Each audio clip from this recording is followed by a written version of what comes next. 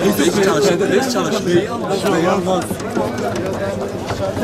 Hadi.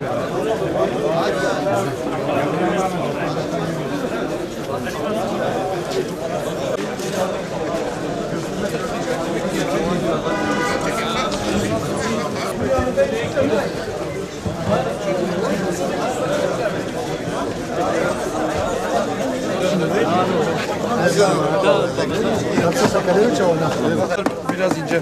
Evet. Osman. Şurayı çek, şurayı.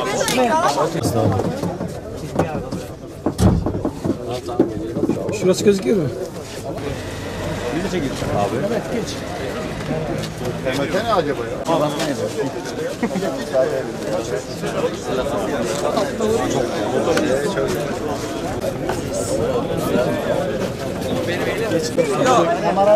Yok. Başkanım bugün bas.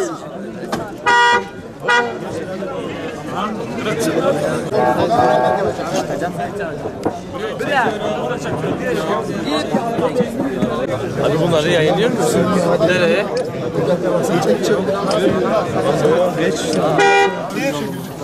Ne pano var, ne kablo var. Ama radyatör var. Ha, silecek mi? Yapma. O silgeçtir sadece.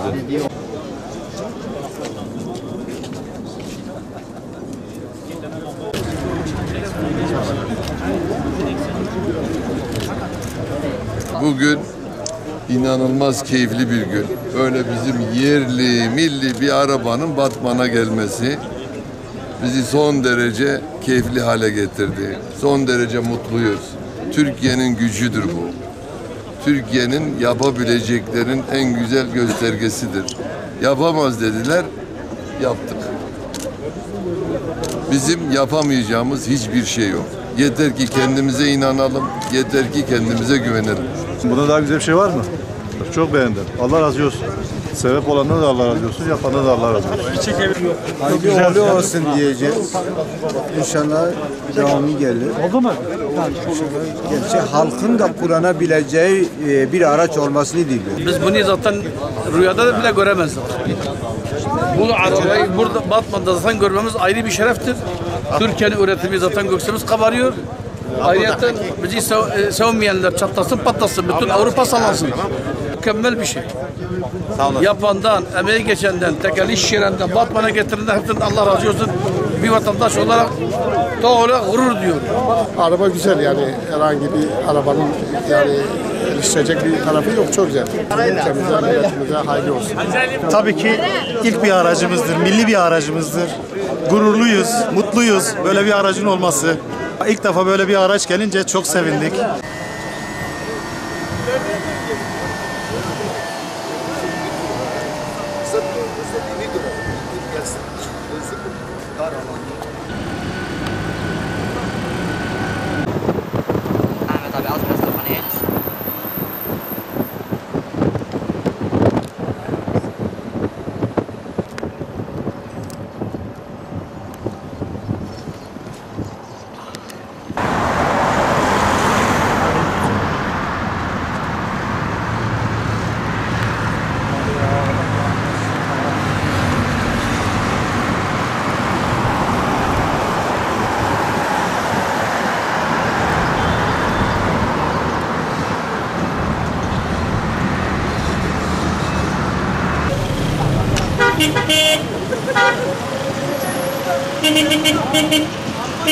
Kornaya bastılar.